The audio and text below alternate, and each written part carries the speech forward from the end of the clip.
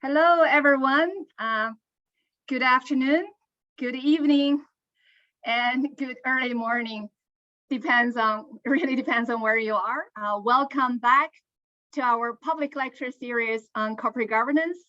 I am Jun Yang. I'm the director of the Institute for Corporate Governance at Kelley School of Business, Indiana University.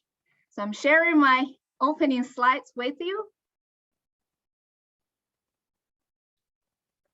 The Institute for Corporate Governance was founded in 2004, and the Institute tries to promote research that advances corporate governance theory, informs policy debates, and influences organizational practice. And the ICG has hosted a series of public lectures on especially the new challenges faced by corporate board. So our host will share a link of our website. So this is the ICG's website. You will see our upcoming events, including today's, and our past events are featured in these blog posts. And we thank the ECGI and IU's Ostrom Workshop for co-hosting the entire public lecture series. Special thanks go to Elaine and Marco, as well as Scott for co-hosting this very exciting lecture series. We have two mini-series within this public lecture. So this first one is mini-series on corporate governance by institutional investors. So today's lecture is on hedge fund activism. This is governance by persuasion. And next month, we will have a lecture on the role of indexers. Usually this is called passive investors. How do they impact corporate governance? So the speaker is Professor Todd Gormley from Washington University of St. Louis. Today's lecture, all materials, including recording, slides, and write out for Q&As will be emailed to everyone who registered for this event. And the announcement for the next lecture will follow. And the other mini-series we ran is a series on data and technology. Professor Wei Jiang gave a talk on the challenges and opportunities provided by big data and new technology. Angie and Scott, my colleagues at IAU, talk about who owns your data, data ownership, data governance. And on May 5th, our Kelley alum and McKinsey partner, Justin Grias, and his colleague, Charlie Lewis, will talk about the future of cybersecurity. You're more than welcome to join all the seminar, all the lectures in the future. So now today's speaker, Professor Alon Brav. Alon is a professor of finance at Duke University. He obtained his PhD in finance from University of Chicago, Booth. Professor Brav is a faculty research associate at NBER, corporate finance program. He's associate editor at the Journal of Finance, and he's a research member of our co-host, the European Corporate Governance Institute, the ECGI, and he's a senior fellow at Harvard Law School program on corporate governance. Alon has done a lot of research, and his main research focus is corporate governance, shareholder voting, and hedge fund activism. So if you want to ask anybody in the world about hedge fund research, Alon is the person you should go to. His research has been featured in various prestigious finance and law journals. And one discovery I found recently is Professor Brav received numerous awards for his outstanding research contribution. He received the Smith-Brennan Prize at Journal of Finance, the Michael Brennan Prize, the award twice at Review of Financial Studies, and the Jensen Prize twice at the Journal of Financial Economics. So this is a grand slam for a finance scholar. Last time I introduced Wei Jiang, I said, hey, I didn't know anyone who won the grand slam. Now I found one. Alon won the grand slam plus 2 extra awards on this. Without further ado, the screen is yours, Alon. Thank you so much, Jun. Let me stop for this sharing. presentation. Okay, I'm stopped sharing. Okay. Go ahead. All right, can you see me moving my slides? Yes. Perfect. So thank you again for this presentation. If I've been good at one thing is getting great co-authors to work with me. So you're going to see today a presentation of collective body of work on hedge fund activism, which most of which was done with my long-term co-author, Wei Zhang. So I've been blessed to work with Wei. This is work that spans more than a decade, and now it was a very opportune time to do this presentation. We just finished a review of the literature along with Rongcheng Li, which is available on SSRN. It's going to get published soon, and I guess I'll try to synthesize that and just give you a little bit of what we have in that review. So hopefully to get you to look at that long summary of work on hedge fund activism, different facets of work hedge fund activism. What I want to do in sort of the 45 minutes that I have is give you a broad sense of kind of a bit of a motivation, a bit of a background, 5 minutes of background, and then give you basic sort of facts of what I think typifies hedge fund activism, and try to tie it to some current events, and also to Todd Gormley's presentation that will come after me. Okay, so let's just start simple and kind of talk about background to hedge fund activism. And I'm starting here roughly in just to give you a setting. In the 90s, this is after the period of hostile takeovers, and at the time in the early 90s, there was a very nice paper by Bernie Black, who at the time was kind of forward-looking and asking who's going to do monitoring, who's going to engage with stewardship with portfolio firms.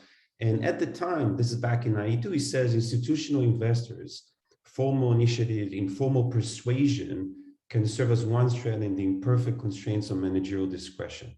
So this is sort of, he has this optimistic view that institutional investors, minority blockholders might be able to engage with corporations.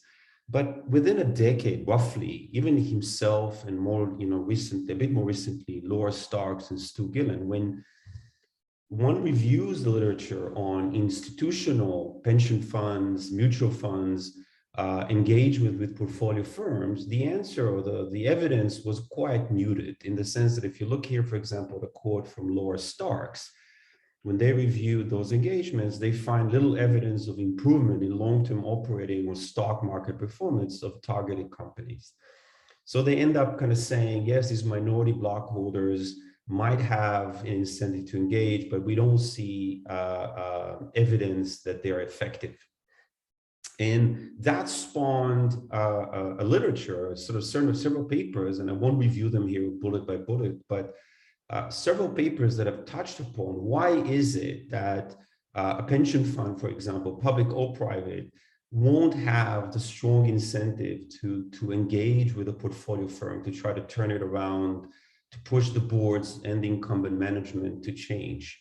There are many restrictions, some of the regulatory, other sort of restrictions on what these funds can do. But the literature basically kind of came up with this view that it's this web of constraints that limit these earlier form of institutions from bringing about change. And this is where we have hedge fund activists come into play. Here, just to mention a few large differences relative to these earlier form of institutional investors. The compensation scheme 2 and 20 that ties your fund, ties your incentives to how the ex-post outcomes, fewer conflicts of interest. Unlike a pension fund, I'm not interested in any business from the portfolio firm. Less regulations, less constraints, and this is a bit interesting in light of what I'm about to discuss, recent changes the SEC is contemplating. But potentially using swaps, potentially using derivatives, potentially using leverage, the ability to go completely undiversified and hold very large stakes in a few companies, locking up your investors, all suggest that the incentives are there, or the ability is there to bring about change relative to these other institutions. Of course, whether the change that you bring is good or bad, that's the big empirical question, what I want to review today. And one thing that I'll try to push in this talk today, and again, that we try to push in the review, is that unlike these earlier institutions where their engagement was more exposed, the firm is underperforming, you might call them up, you might try to push them around. Activists are going to be much more strategic, much more ex ante, engaged earlier on, and that's going to lead to big differences in the outcomes or the underlying portfolio firm performance. Now, the literature has expanded over the last 10 or 15 years, roughly from when there were earlier paper on hedge fund activists. And you can see here that there's a range of evidence that has been collected and analyzed. I'm going to summarize a few of the characteristics that are important to appreciate as we kind of go into this discussion. I'm going to tell you a little bit about what are the objectives, what are the tactics, how much capital is deployed, what's the stake size that activists typically invest in a firm, and then try to get at a few of these pieces of evidence that have been gathered by multiple sets of authors. Okay, so many authors that, again, I'll try to give you, I probably won't get to it in the presentation, I summarize it, but also in the survey. Many teams of authors have looked at all sorts of facets of hedge fund activism, firm policies, innovation, internal capital markets, market for corporate control, what happens to rival firms. All of these I will try to touch upon a little bit later on, but if I won't, you'll find them analyzed and reviewed in the review piece that we just finished. I want to start, again, as I said, by giving you just a flavor of the magnitude of the event. And so here, this is data that comes from the data set that we've gathered. And this is a data set that we've been sharing over the years since we first gathered it. And so anybody who's interested has always reached out to us and we've shared it. The data that I'm going to base the survey on is something that we collected for the survey and extends through events in 2018 all the way back to 94. And what you can see on the left-hand side is in blue bars, is the number of activist interventions. So roughly in the last decade, roughly about 200 to 250 per year. The dotted green line with the right axis essentially gives you what's the percentage of publicly traded firms that get targeted in a given year. And so you can see that it's somewhere around 4 to 5% in the latter part of the period. On the right-hand side, what you can see is the number of activist events. Number of hedge fund activists. And again, an upward trending, roughly an upward trend in the number of activist funds that enter into this market. A bit of evidence of pro-cyclicality. You can see both in the number of events. We see more activists engage and enter in good times, less so in bad times.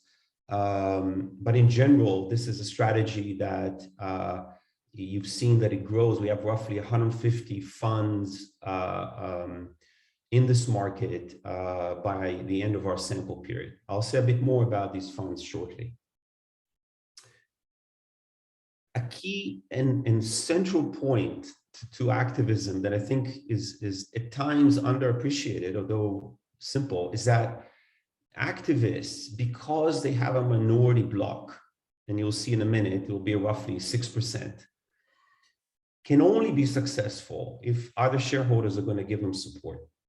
And so what you see here, and this is why my talk is related to Todd Gormley's presentation that is coming up next, is on the left-hand side, you can see in bars the median stake size of the S&P 500 firm that is held by institutional investors. This is not surprising, I guess, to most or all of you in the audience. You can see the large increase. Institutional investors own about 80 to 85% of the median S&P 500 firms. And so you have essentially two trends. You have the trends that I'm showing you here. Activists are coming in, they have a minority block. How can they be successful? Well, they're going to lean on some of these institutional shareholders to provide them support. If you don't have support, you won't be able to engage in the first place. So two trends that coincide. And on the right-hand side, this comes from the ICI, and it's gives you a breakdown of domestic equity passive investors, domestic active mutual funds and ETFs. They comprise roughly 50% or so each from the bulk of shareholders, and the rest, as you can see here, the rest that are kind of marked in red are comprised by hedge funds, pension funds, life insurance companies, and individuals. So all of these will determine one way or another how successful the activists will be. And I'll try to end my talk today with discussing a few papers that try to get at which firms get targeted based on the investor composition. Okay, investor composition is going to matter a whole lot to whether a firm will be targeted in the first place. Two trends. And so this is a quote from Ed Rock. This is from a review piece that he wrote, and Ed essentially captures what I've just said. The idea that you rely on these other institutional investors to certify, to support you with your restructuring plan. Ed here says institutional investors are now willing to support hedge funds and other corporate governance activists when they're convinced that doing so will increase firm value. As one hedge fund manager explains, the brute force of ownership is not required anymore because the big institutional players listen to both sides and are willing to back the activist fund if they believe in them. You can win with persuasion and ideas, hence the title of my talk and our survey. Ed basically says here, if you can engage with the passive, with the index funds, if you can engage with some of the larger active groups, get their blocks, get their voting power to side with you, you'll be able to engage with management, credibly engage with management. So these are the two trends that I want to highlight. This is my background. And now what I want to do is jump into the data a bit more concretely, where we build this database, and then show you some key features that I think are important to appreciate. Most of the research that looks at hedge fund activists begins at least with utilizing Schedule 13D. Schedule 13D is one where any investor who attempts to affect firm behavior, attempt control, that acquires more than 5% of the outstanding shares has to file a Schedule 13D within 10 days of having crossed the 5% threshold. And what we do is we go and gather all these 13Ds, gather all the information about objectives, the reason for the engagement, when did they cross the 5% threshold, when did they file, etc. We filter out, because we want to focus on hedge funds, we filter out banks, brokerage companies, other corporations, all hosts of other entities that file 13Ds. We also, I'm not going to show you here, 13D filed related to bankruptcy or merger risk arbitrage. Merger risk arbitrage has been examined elsewhere. We're going to remove those from the sample and focus only on the remaining regular corporations in normal times. To that, we're going to add instances in which the activists did not cross the 5% threshold. So if you are, for example, going after DuPont or P&G or Exxon, they're just too large. Even for the large activists, it might be impossible to acquire a large enough stake dollar-wise to cross the 5% threshold. And so for those events where the activists held less than 5%, we just do news searches to gather information and add them to our sample. That's broadly and very quickly the sample size that I used to show you the earlier evidence on number of events and number of funds. And I promised that I'll come back to tell a little bit about the funds themselves. What you can see here is we're bucketing the hedge funds by how many events do they engage with in our sample period. This is pre and post crisis. And all that I basically wanted to take from this figure is that the icons, Ackmans, the starboards, or the hedge funds that you might hear more in the news, Jana Partners, Elliott, all of these, you might want to put in this bucket right here. These are activists whose main business is hedge fund activism. On the other hand, you can see here, there are going to be quite a few hedge funds that only once in a while file a 13D and engage with a portfolio firm. So there's an interesting heterogeneity in that some of these hedge funds, their main line of business is sort of doing other trading strategy, like trading value, etc. Here, the funds that you see here, the counter funds that you see here, these are the more quote unquote true activists that have a repeated sort of nature of only doing that as a trading strategy. What is it that these activists tell us when they first engage with portfolio firms? And so if you look at the top panel gives you a breakdown on what is it that these activists are telling us when they first file a 13D. What is it they want from these companies? And you can see here that in the first category, Jun, any question? Yeah, can you move your next slide? Your slides stay on the chart. Yes. Is it not moving? Is it moving? Okay. So if you look at the top panel, you can see that about half of these events, the activist is saying, the company, we think is undervalued, we won't engage with it. And there's nothing more that is disseminated early on by the activist. This is, of course, strategic. You may now want to say, what is it you have in mind? And so in half of the cases, there's not a whole lot of information that is provided. But then there are about the remaining half of the cases are ones in which we see a combination of several objectives.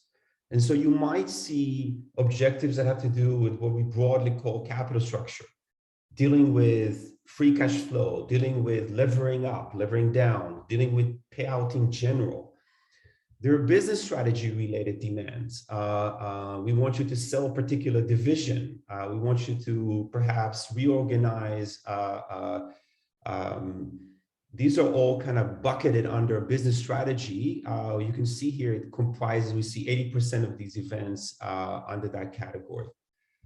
Sale of the target company is a very popular, at least, in the sense that it comprises 18%, but this is the one that is actually associated with the largest price reactions, putting the firm up for sale and essentially pushing for a different management team to take this company.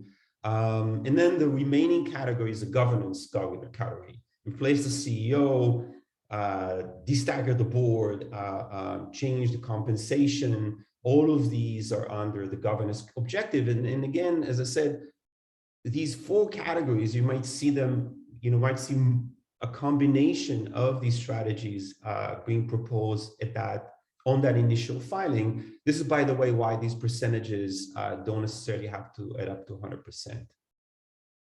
It's important here to know that these are the objectives, but also in terms of tactics, tactics kind of vary from at least what looks like amicable early on to more hostile engagements. And so, again, you can see in about half of the cases, the activist says that the stake is purely for investment purposes, and you want to communicate with the board and the management to enhance shareholder value. And then as you kind of go down this list of tactics, you can see here the activist wants perhaps a board representation without any proxy fight, okay? But then, of course, you can see as you go further down, shareholder proposal, criticism of the incumbent management, a threat of a proxy contest, and further down, an actual proxy contest, suing the firm, etc. So what is important here that, of course, even if you start amicably, management knows that things can escalate. So, but it's certainly the case that at least in half of our cases, the activist is once at least begins with what overtly looks like just communication with management, rather than immediately going through a kind of a more hostile engagement. Quickly on two statistics that are important to appreciate. You know, sometimes people have accused activists of kind of building very large block, of being very short term.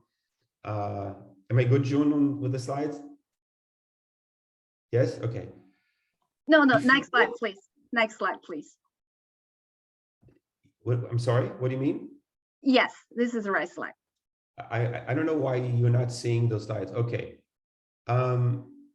If you look at the median stake size is 6.6%.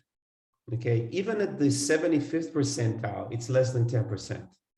You are a minority block holder as an activist. And even in instances in which we think of them as more hostile at the outset, your stake size is still less than 7%, 75th percentile is less than 10%. There's no attempt to gain outright control, okay? Everything is about a minority block for a typical case, and you're gonna lean on the major shareholders to try to build a large enough voting support in case you will need to end up with a proxy fight.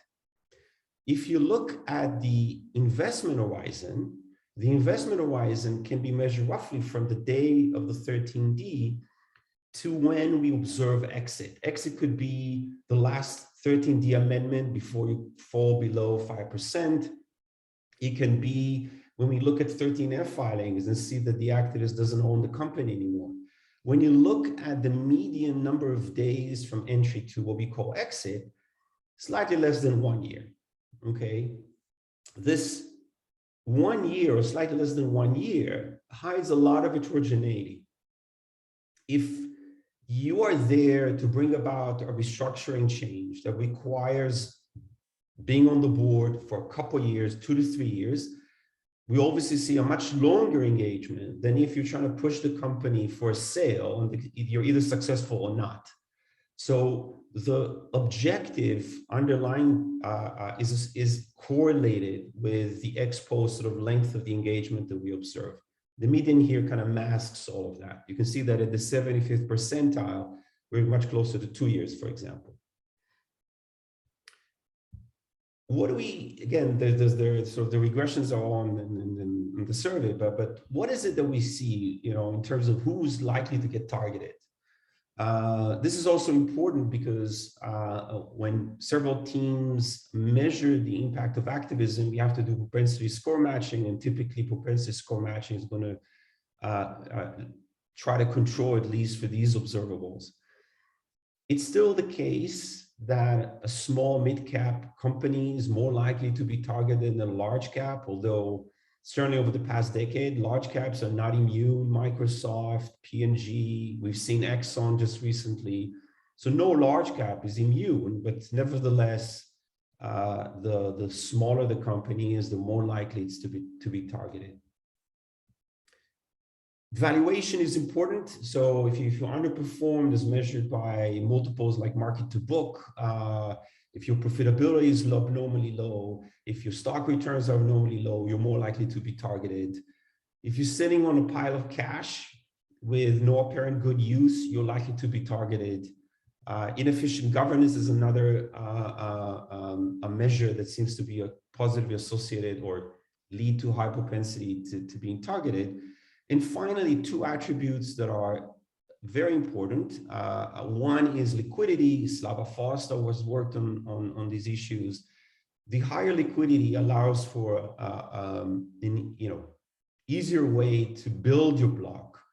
And so liquidity promotes activism. This is important. I'll talk about recent SEC changes, proposed rule changes that are being considered these days. And they're all kind of centered about block formation. So again, if it's easier to form a block, you're more likely to be targeted. And finally, as I said, institutional ownership. If there's a larger institutional ownership, you're more likely to be targeted.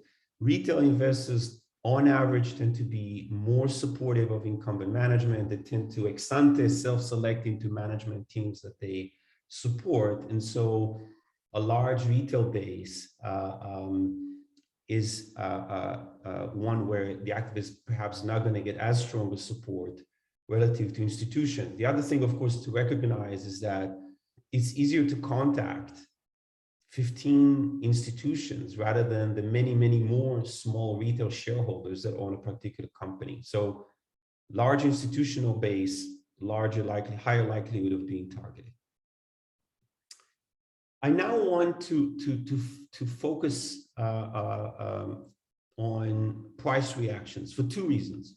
One, because this is sort of the easiest way to at least begin thinking about whether activism is good or bad, whether, if there's value being created and for whom.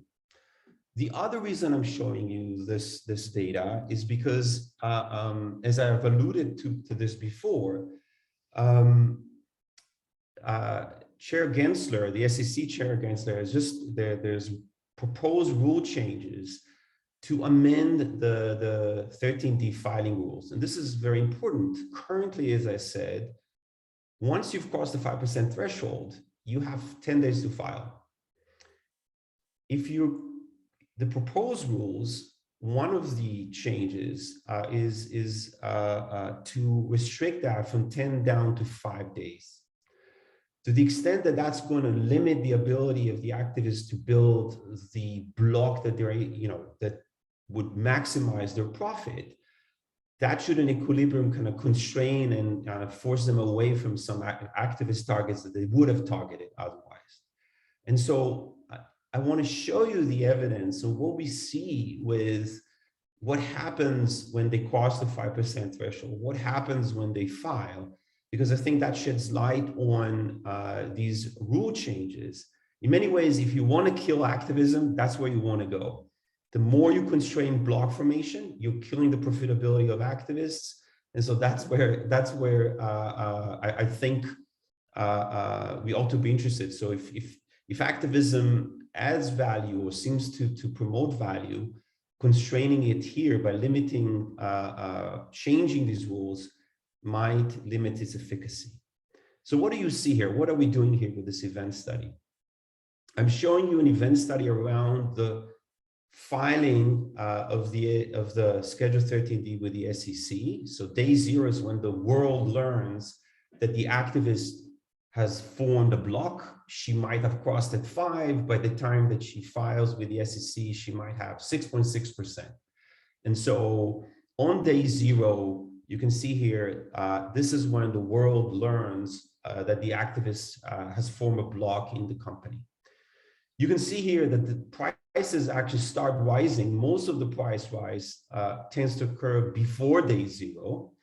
So markets learn of the presence of an informed block holder before this becomes public information. And the other thing that I want to point out is the turnover associated with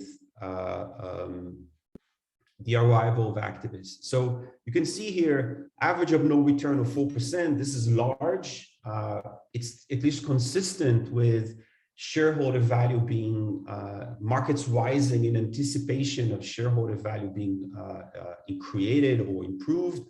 And the green line, the dashed green line, gives you the abnormal turnover, again, centered on day 0. And what you can see here is this hump-shaped pattern to turnover. turnover basically rises over the 10-day period preceding day 0, and then it subsides. You can see that the axis on the right, that's the axis that responds to turnover, doesn't go back to 0. Again, there's new information, and so, but you can see that there's a very large increase in turnover before this becomes public. And some critics of activists have kind of pointed out to this turnover and said, this is evidence that activists are sharing the information with other investors and all throughout the period preceding the filing period. And I'll comment on that in a minute. Of course, if we come back to look at the price reaction, it is consistent with value being created. The question is it an unbiased price reaction? Maybe prices mean revert afterwards. I'll show you evidence to refute that in a minute. Maybe this price reaction doesn't revert, but it's not about the activists creating values. Think, for example, Carl Icahn buying a block in Netflix. Netflix price rises, but it rises not because there's an anticipation that Icahn will change or restructure the company, but instead the market just believes that Icahn is a great stock picker, and that's why prices jump.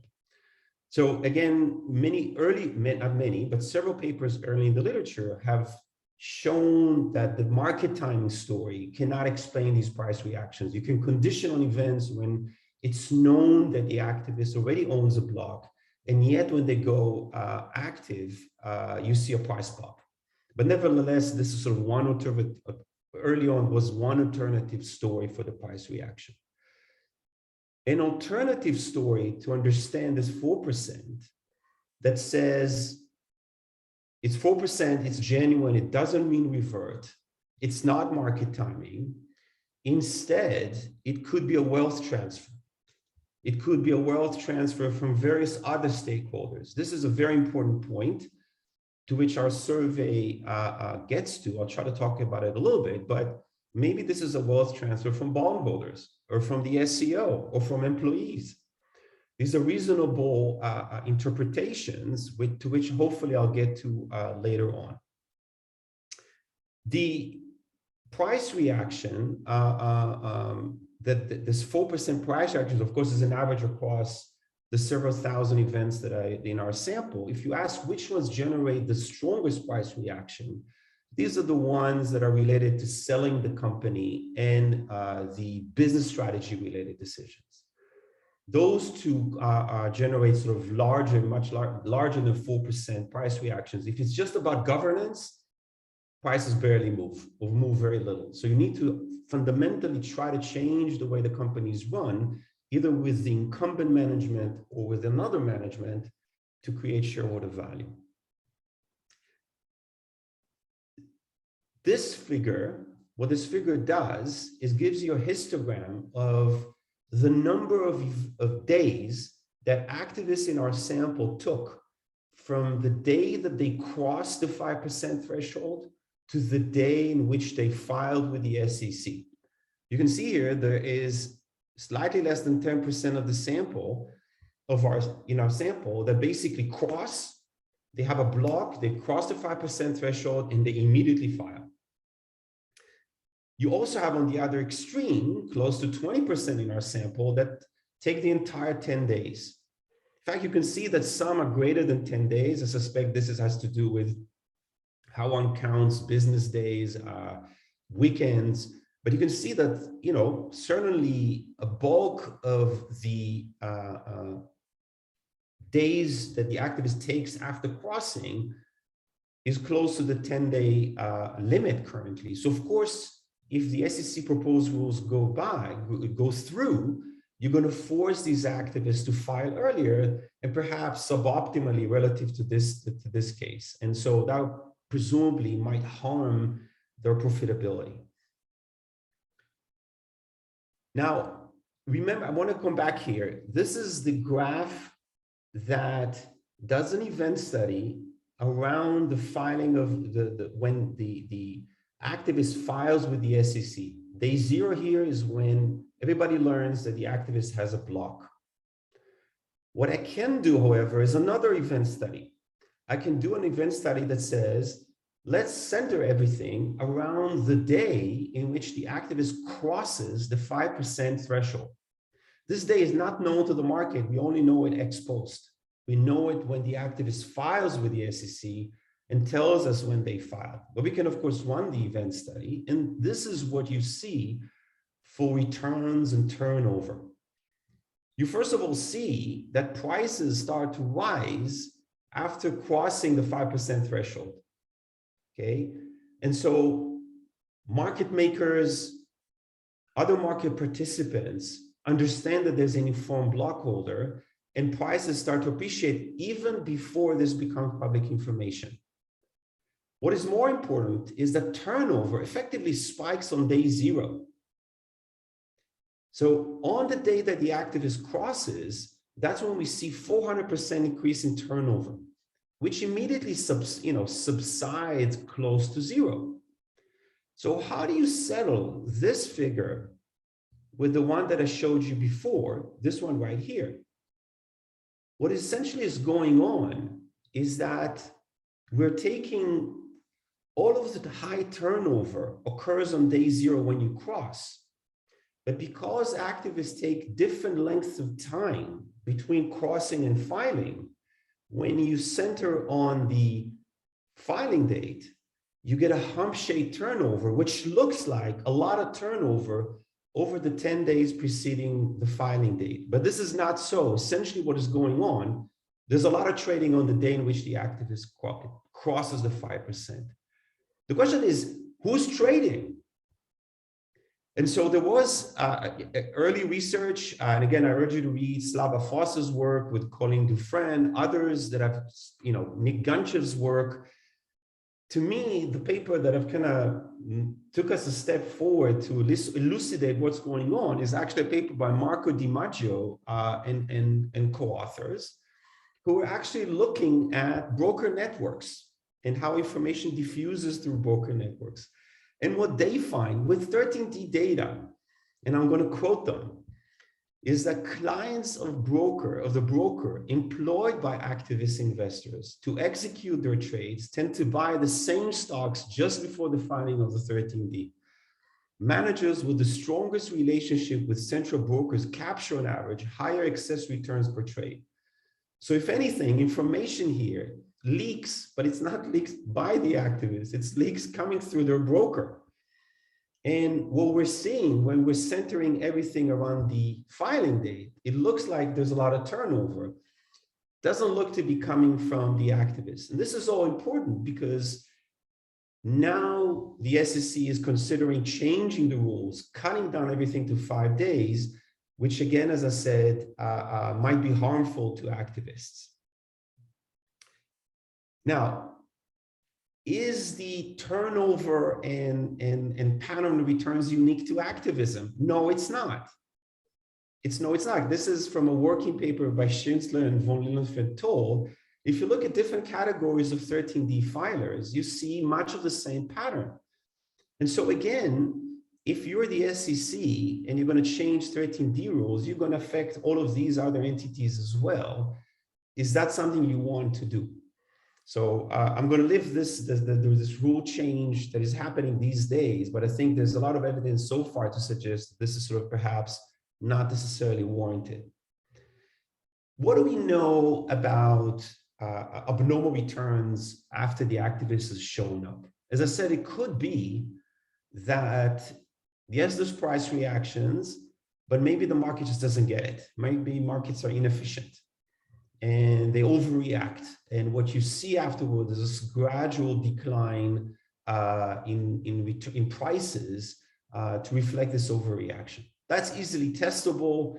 There's a long literature on long-run event studies that dates back to the early 90s on how to do these, how to measure abnormal returns.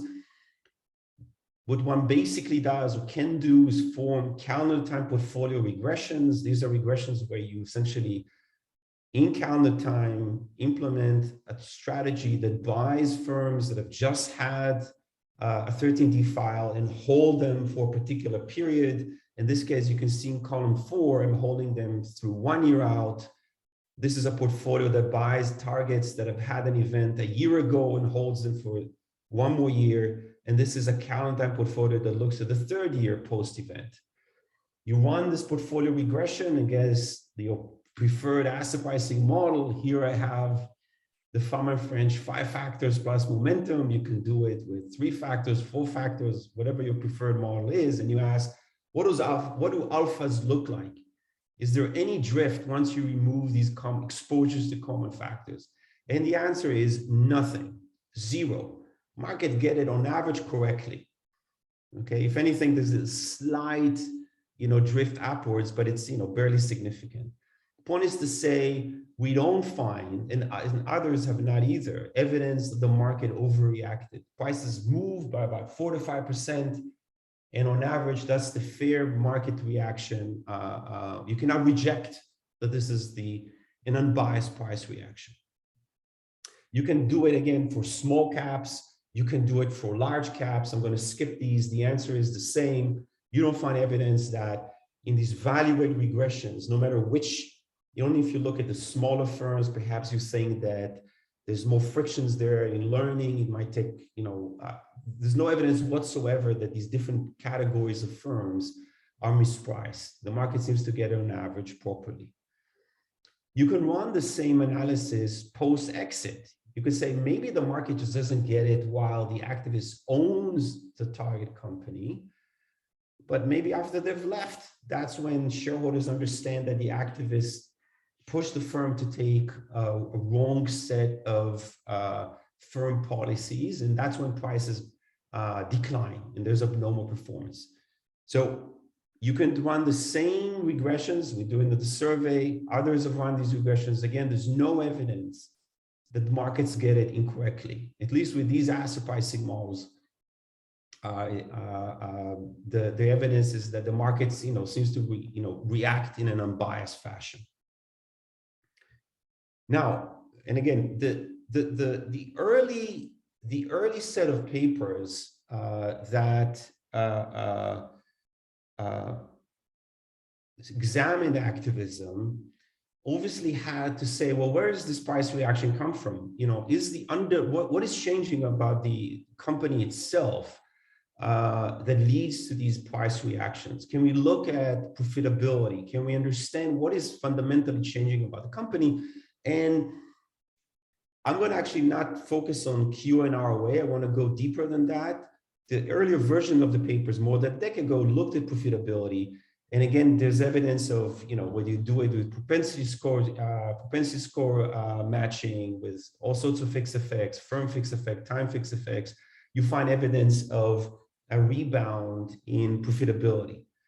But what I want to do is actually go deeper than just looking at broad ROA to try to understand what is it about the companies that are fundamentally changing. Before doing that, June, can you tell me how much time do I have? You still have 11 minutes. 11 minutes. Yeah. So let me quickly tell you a little bit about some of this research, and then I'll give you a kind of broader perspective on other work that has been done. So one way to think about what happens to target companies is to look at their productivity. And so here, this is a paper at the RFS with Yoon-Sub Kim and Wei Zhang, where we use census data to look at plant total factor productivity. And what you find is a rebound in total factor productivity relative to matched plants. The interesting, what you can do with the census data, which you cannot do, for example, with CompuStat data, is you can track what happens to these plants, even if ownership is changing, even if they leave the major databases, if a company gets acquired.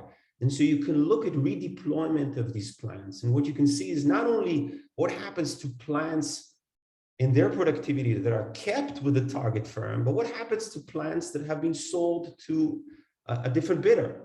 And what you find is that the plants that are kept with the target company and also the plants that have been redeployed tend to do better with the new management.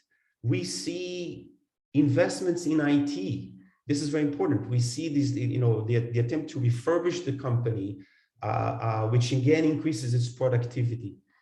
It impacts not only, importantly, it even impacts the labor productivity. And I'm going to come back to labor. I have a dedicated slide, but labor productivity also improves after the arrival of activists. So fundamentally, we see something happening with these companies on a plant level basis. You could look to other dimensions of firm operations and look at innovation. You may say, well, what about patenting activity? And how do firms innovate? Is it the case that when activists come along, they just don't focus enough on long-term innovation, trying to remain competitive? And they've been concerned with the ability of these companies to perhaps to forego on the long term, to focus on short term. And this, for example, has been voiced by Larry Fink, the CEO and chairman of BlackRock. And one study with Song Ma and Xuan Tian looks at patenting activity. And what we see is that within a year or two after the arrival of activists, we see newer patents that you don't just kind of generate in different sort of domains. You are forced to focus back on the key areas of your core expertise. And if anything, patents and innovation in peripheral areas are ones that you are actually selling. So you tend to refocus on what you're good at after the arrival of activists, leading to newer patents that are more cited later on in the ensuing 5 years after the arrival of activists.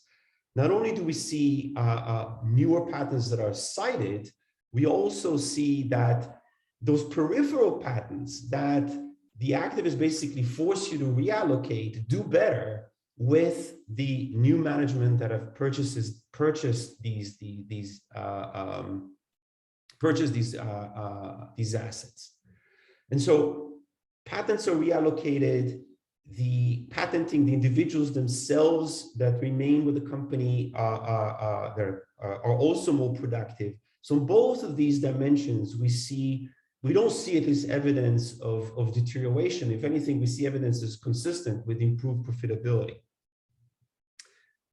Now, I want to talk in the 7 or 8 minutes that I have on stakeholders, okay? Because as I said, there is now multiple papers that I'm going to mention shortly that look at, as I said, innovation, patenting, internal capital markets, all sorts of other firm policies. But it's important to touch upon other stakeholders now that there's because shareholders are not the only ones that are affected by the arrival of activists. With bondholders being one prominent set of stakeholders, there are several papers that I've kind of cited here. I would say the message is mixed. If the activist comes along and forces the firm to say, for example, sell a tangible asset that was perhaps used as collateral, that will probably harm the value of whatever outstanding debt that is out there. So in that sense, asset sales might harm existing bondholders. On the other hand, instances in which I'm making the firm much more competitive, whether vis-a-vis rival firms, actually benefit bondholders. And so the message here is that for bondholders, at least, the effect depends on the particular specifics of what is it that the activist wants, the particular objectives of turning around the firm that will likely lead to whether bondholders there's some wealth transfer or not. Another set of stakeholders in particular here are the CEOs. CEOs are certainly harmed. Turnover nearly doubles the Compustat norm. And this is evidence from Thomas Kirsch in a paper where he looks and actually finds that not only does CEO turnover jump, what you can see here that pay for performance incentives were misaligned prior to the arrival of activists, but then afterwards they kind of get realigned. So compensation changes and higher turnover, CEOs probably don't benefit from the arrival of activists. The third set of constituencies, but in my mind, the most important, are employees. And this is a summary of what we find in the paper that I mentioned earlier that looks at census data at productivity. And the short summary there is that work hours and wages don't change that much. Productivity does. Okay, so labor doesn't share in the increased productivity, and the figure here actually comes from a very nice Harvard Business Review that was written following our article, that was making the point that labor productivity has been trending over time. This is just a broader trend in productivity increasing, but labor not sharing in it. So on one hand, productivity goes up, you don't see it in wages. There's a nice paper by Anup Agrawal that looks at pension funding, and he argues that pension funding actually deteriorates a little bit post-arrival of activists. I would say that it's very hard to pin down the effect of activism on employees, because after all, these firms are much more likely to survive. They're much more competitive in terms of market share and strengthen the product market relative to before the arrival of activists. In a sense, your job security has gone up. So weighing these various outcomes is something that is still an open question in literature. On net, do employees benefit or not? A word on causality, and then I'll kind of wrap up. All of the papers here, and there's about 30 to 40 papers in the summary, maybe even more. There's the issue of how much of this is a treatment effect. Activists don't randomly match into firms, and there's no one experiment in which one can randomly assign a Carl icon to a particular target. And so the type of experiments that the literature has run is one in which you condition on the match, but you try to vary the extent of effort that the activist puts into the engagement. And some of the papers kind of use approaches where you look at 13G to 13D switches and other approaches to try to get at variation in that effort. I do want to say something just kind of more of a sanity check. We know that the prominent activists, so most of the activists that are kind of dedicated to this strategy, are utterly undiversified. You put, hundreds of millions of dollars at a time in the larger firms. You're undiversified, you're holding these positions for a long period of time. Why would you, if everything that I showed you and the price reactions on the treatment of, on what happens to productivity, to innovation, to many of the other outcomes that others have documented, if this was not a treatment effect, this is simply something that could have been generated by going passive, why is it that the smartest of all, these are very smart and shrewd investors, just don't go passive? Why is it that they feel the need to spend all of these resources to following these companies, engaging with proxy fights, if this is something that would have happened even absent their effort?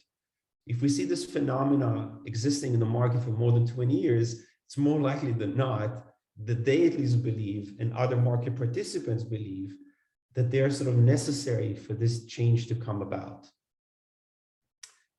Again, there's a list of ways by which the literature try to get at a treatment effect.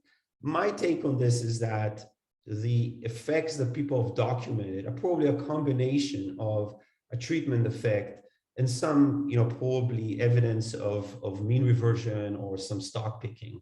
Activists probably know where the industry is likely to trend, and I would say that the totality of the evidence clearly points to activism adding value, but probably some of it has to do with also these other sort of effects. Now, I have a few minutes. I just want to impress on you that I'm going to just quickly zoom through a few slides just to show the breadth of the work that people have, different teams have spent on activism. So you can see here work by Simi Kedia that looks at institutions and when do activists engage depending on on who owns the target firm. Our work with James Pennington and Tao Li that looks at who gets selected, what do index funds do. And again, as I said, Todd's work is going to touch upon some of these issues of index funds and their engagement with governance the next lecture. So there's clearly work on the impact of institutional investors. But as I said, many more papers that look at the very thread of activism. If you know as the incumbent management that maybe you'll get targeted because you have some features that look like a target, you might himself try to take actions to limit to reduce that probability. Several papers look at that. Papers that look at heterogeneity across objectives and tactics. There is work on who makes it to the board. There's work that looks at the skill set of that activist directors bring to the board in order to bring about change in the dynamics of what happens on the board. Again, these are some of the papers that look at board changes and the quality of the directors that activists bring on the board. But there are many more. You can see here, and again, I'm kind of zooming through, there are works that looks at, for example, eternal capital markets. This is a very nice paper by Kim that looks at move in funds across divisions within conglomerates as a response to activism. And all of these papers show how these reallocation of resources becomes more efficient post-arrival of activism. So I'm going to basically go towards the end because I'm running out of time, but you can see very broad literature on different topics that touch upon activism and various outputs. Let me conclude with one more, which I think is very interesting. Two papers that came out essentially at the same time, independently, by Aki and Apple and Xu and Zhao, that look at the association and presumably the causal impact of activism on toxicochemical emissions, environmental outcomes, what happens when activists come along. And both of them independently find a reduction in emission. My interpretation is some, again, and these two sets of authors have a different causal mechanism, but one way to think about this is that the activists, you might have an old paper mill that the activists, the activists and paper company that the company engages with, and in the process of pushing the company, you have investments in new machines, new IT, all sorts of new investments that ultimately lead as a byproduct indirectly to lower environmental damage and degradation. So two papers that kind of at least touch on that aspect. So I'm going to conclude because I think I'm basically running out of time. Price reactions are positive, welcomed by shareholders. We don't see evidence of mean reversion. Seems to be consistent with the multiple papers that look at innovation, TFP. What are the consequences for CEOs that are empire builders? So on the whole market of, market for corporate control, all of these papers that I didn't have time to go through are all summarized in our survey. We don't find evidence that is consistent with short-termism. And again, I want to say this and then I'll stop. If this was short-term, why would we see this equilibrium phenomena for 20 years? Why would the big institutions support these small minority block orders if they are that harmful to portfolio firms? A year after year, prices would jump if these guys are short-term. It's just seems implausible. I'll stop here. Thank you so much, Alon. It's really a wonderful, informative lecture. And as I talked to you before, I think this is 3 hours workshop rather than 1 hour public lecture. I really wish to learn more. I think many of our audience would echo that feeling. So all the slides, whether Alon touched upon or not, will be posted. And I will email to every registrant of this lecture all the materials, the video, the slides, and answers, Q&As. So there are several questions from the audience. I'm going to bring probably 3 of them. Some are comments about how wonderful the lecture is, and others raise questions you already addressed. So the first question I'm going to ask you is, would you take a moment to talk about activist objective to changing the governance? Because you did talk about governance-related issue. What are some examples? And has it been studied if certain industries tend to attract certain type of activist objectives over others? Governance industry.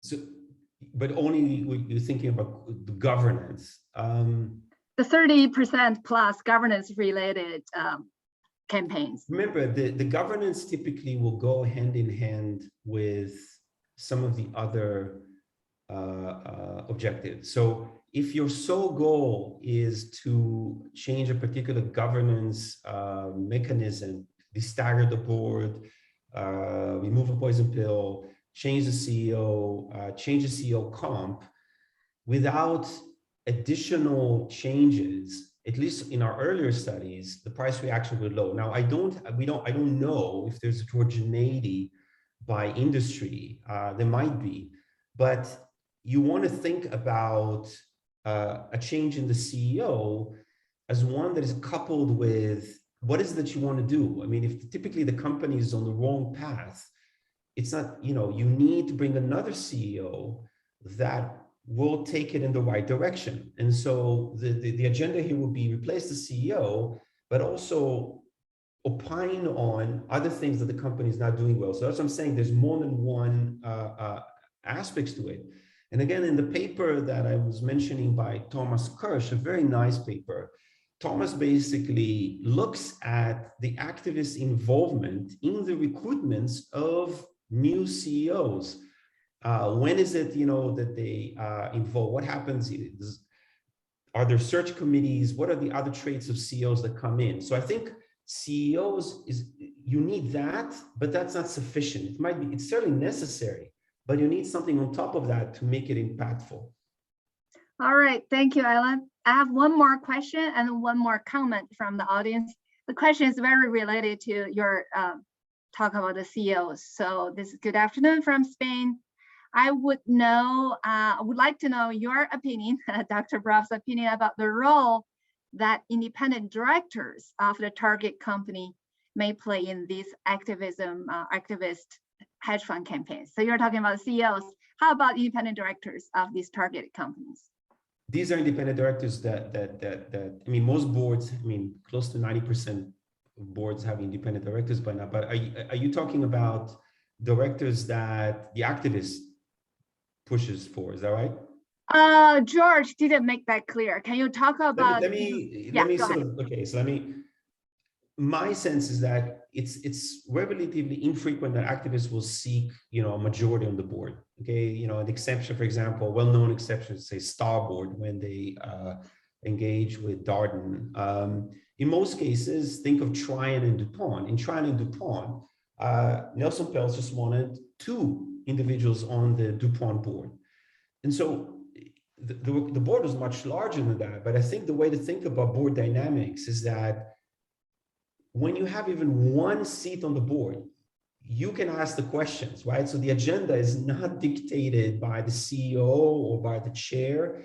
It's dictated by you. You bring your own information. You're the one who changes the dynamics. And so if you have 1 or 2 individuals, you can perhaps get other board members, those independent directors, maybe this is the question, to ask to see it your way, right? So rather than being fed information that comes on internally, being on the board, which has also its own costs. Remember, if you're on the board, you're limited in how you can trade.